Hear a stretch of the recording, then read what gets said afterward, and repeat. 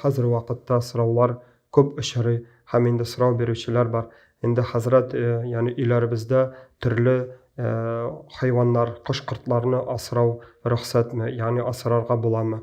Ham endi biz bilamiz hozir, alhamdulillah, endi turli ekzotik hayvonlar, qush-qurtinlar yoki yiroq jala yoqlardan yoki bo'lmasa tropik yoqlardan shular bilan turli qush-qurtlar, hayvonlar, hatto bijoqlar endi asrarga endi bo'la. Ham endi islom dini, din ko'zligidan endi mana nishik anglab bo'lar edi, ham endi nindi ko'zlikdan biz shu aybirga qarorga tegish, endi shuning to'g'ri biroz anglashib ketsak edi. Eng birinchi ratda asl qoida Alloh taolo qarshында shu Alloh taolo bizga bergan ulda bo'lsin qush-qurt, hayvonlar, shu endi barcha jonli ham jonsiz bo'lgan Allohning maxluqlari, alhamdulillah, agarda biz shulardan o'zimizga Alloh taolo tiymagan, Alloh taolo ruxsat etilgan ravishda endi biz o'zimizga foyda yoki bo'lmasa sihat yoki bo'lmasa nindidir o'zina bir endi Alloh taolo ne'matlarini ko'rib suyunamiz ekan, alhamdulillah, aslida bu endi ruxsat etilgan. Agarda biz qarasak, masalan, qushlarning sayrovlarini tinglab, agarda biz o'zimizga nindidir bir tinchlik topamiz ekan, alhamdulillah, bu ruxsat etilgan hamda kerakli amal. Agarda biz nindidir bir o'simliklarning o'suvi bilan yoki bo'lmasa shu o'simliklarning endi bo'luvi bilan endi huzurlanamiz ekan, ham endi hatto shu o'simliklarning nindidir ravishda foydalanamiz o'zimizga oshov ishida ekan, alhamdulillah, menda bir nindida endi to'yi yo'q, keraksincha Alloh subhanahu taolo bizga shu ne'matlarni bergan, biz ularni qo'llanib turmushimizda shu turlilikni bo'ldirib, endi Allohning ne'matlarini to'yib yashar uchun. Ham endi shu agarda temamizga aylanib qaytsak, qush-qurtlar, hayvonlarni asravga dinimiz narsa qari deganda, nishik qari deganda, eng birinchi qoida endi bilib ketarga kerak. Ol da bo'lsa, odam bolasi o'zina, boshqalarga, jamiyatga ziyon sola turgan, turmushini qo'rqinish keltira turgan har bir amaldan, har bir ishdan yiroq bo'lirga tegish. Ham endi shu hayvon asravda da eng birinchi tub qoida ol Alloh taolo qarshında shu bizning amalimiz, shu bo'lgan qush-qurtning, hayvonning bo'luvi bilan biz eng birinchi ratda o'zimizga, ham endi yaqin terabizga, jamiyatga ziyon keltirmaymizmi? Ya'ni bunda aytib bo'lar edi jamoat, agarda qarasak, biz endi uyimizda nindidir bir yirtqich hayvonni tutamiz ekan. Ham endi shu yirtqich hayvon endi hatto bizning o'zimizga, endi bolalarimizga yoki bo'lmasa ko'rshilarimizga, ham umuman jamiyatga endi ziyon keltirib, ularning turmushini qo'rqinish yoni ekan, bunday amaldan endi yiroq bo'lish xayrliroqdir. Ham endi shu amalni qilmoq xayrliroqdir. Ni uchun? Chunki Alloh subhanahu taolo qarshında agarda biz shu javoblikni olganmiz ekan, endi shu bizning sababli, agarda shu yirtqich hayvon kimgadir ziyon keltira, ham endi kimgadir endi ol ani tishlab yoki bo'lmasa qarasak, masalan, turli bijoqlar bor, hatto shog'ib shulay o'zining og'uvi bilan agarda biz ziyon keltira ekan, Alloh taolo qarshida eng birinchi ratda biz endi javobli bo'lamiz. Shunga ko'ra eng birinchi ratda ko'z oldimizda tutik, ol da bo'lsa kishilarning turmushini qo'rqinish yoni turgan shu amallardan yiroq bo'lsak edi.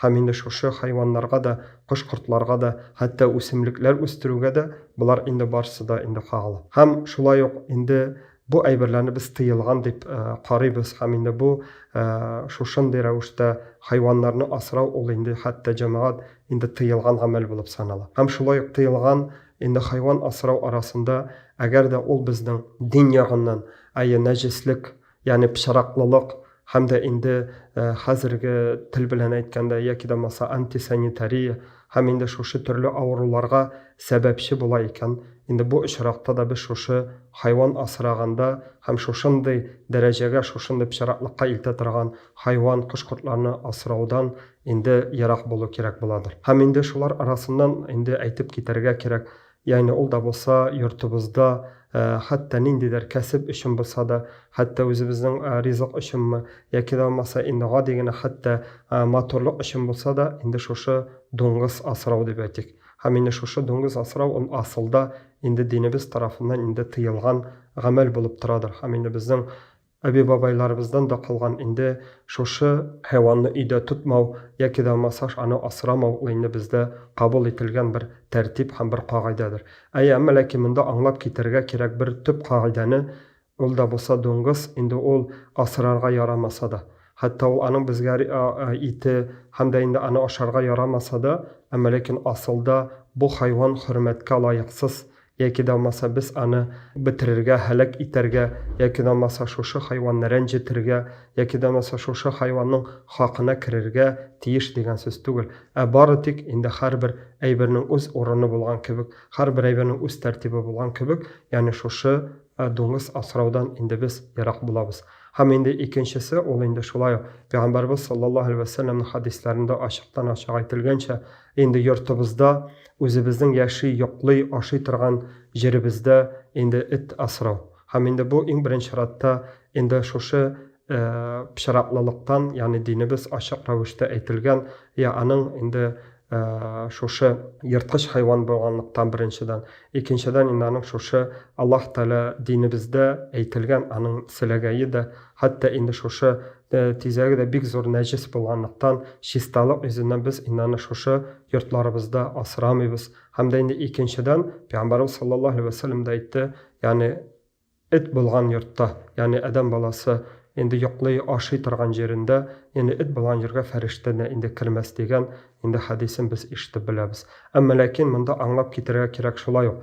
Йорт җирләребезне саклар өчен, яки да булмаса инде без шушы хайваннарны көтү өчен, яки да булмаса ниндидер булса дөньяви максатлар белән йорт җиребездә үзебезнең йоклый торган, ашый торган җиребездә түгел, хуҗалыгыбызда тоту инде бер нинди дә тыю юк, инде билгеле бер шартлар, тәртипләр үтәлгәндә. Ягъни без шушы этнең яки да булмаса башкаларга инде күршеләребезгә, якыннарыбызга зыян китерми торган итеп бәйдәме, яки да булмаса ниндидер бер чиклектәме тәртипләп инде тотып, инде асрасак, альхамдулилlah, шулай ук монда бер нинди дә инде тыю юктыр. Ягъни менә гомум әйткәндә, инде эт асрау ул инде Аллаһ Тәгалә каршында безнең динебез тарафыннан инде хәерле гамәлләрдән түгелдер. Һәм шулай ук инде икенче бер кагыйдә, инде беренчесе ул да булса Аллаһ Тәгалә тарафыннан ачыктан-ачык әйтелгән, ачыктан-ачык җиткерелгән булса, мәсәлән, шул ук дуңгыз, эт хайваннары,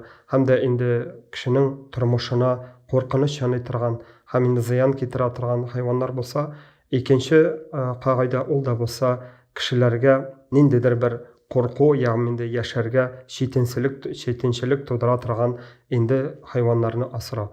Яки да булмаса, мәсәлән, әгәр дә безнең якын тирәбездә хатыныбыз, балабыз ниндидер бер хайваннан куркып калу, яки куркынычы булса, альхамдулилlah, шулай ук бу инде шушы гамәлләрдән ерак булу инде хәерлерәк буладыр. Әмма ләкин инде калган очракларда, хәтта менә без беләбез, фән әйтә, инде ниндидер бер кошлар сайравын тыңлау, ниндидер бер ул җанга тынычлык, ягъни ниндидер бер терапия дип әйтәбез, шулай бит медицина ягыннан да файдалы икән. Альхамдулилlah, буларны асрау инде кайдадыр хәтта инде без әйтмәс идек, ярый дип кенә, хәтта кирәк тә булып инде торыр иде. Менә без шулай ук беләбез. Балыклау асрау, балыкларга карау, аларны ниндидер бер тәрбияләү, ягъни аларның йөзүен, аларның тормыш итүен карап тору да инде ниндидер бер тынычлык китерергә мөмкин. Һәм инде шулай ниндидер бер үләннәр үстерү, алардан хозурлану, алардан файда алу, киресенчә инде күп очракта инде әгәр дә ул кирәк икән, безгә ниндидер бер тормышыбызга хәерле якка, яхшы якка инде алып барырга ярдәм итә икән, альхамдулилlah, бу киресенчә инде тыю түгел, яки хәтта инде кирәкле дә, кайбер очракта инде тиештә дип әйтеп булыр иде. Шуңа күрә инде иң беренче чиратта, инде әгәр дә без кош-корт хайваннарны асрарга теләсәк, шушы кагыйдәләрне истә тотсак иде. Инде шушы кылган гамәлләребез үзебезгә, башкаларга, якыннарыбызга, гаиләбезгә, күршеләребезгә, җәмгыятебезгә файда китерә торган, ягъни хәерлелеккә илтә торган гамәл булса иде. Әгәр дә инде киресенчә шушы гамәлебез белән без кешеләргә, җәмгыятькә һәм инде гомумән үзебезгә зыян китерәбез, яки тормыш итәргә куркыныч китерәбез икән, инде бу гамәлләрдән ерак булу инде хәерлерәк буладыр.